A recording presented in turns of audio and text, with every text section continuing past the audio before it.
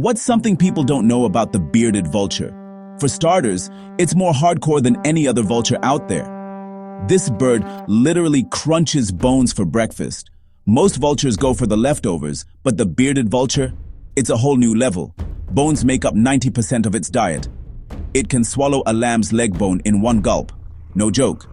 And unlike the classic bull vulture look, this one's got a cool feathered beard. But it's not just a scavenger. Bearded vultures sometimes lead other carnivores to prey, and they're more likely to attack live animals than any vulture species. You'll find them soaring high in the Himalayas or even checking out trash cans in European villages. Sadly, they're now threatened by humans and need our help to survive. Wild, right?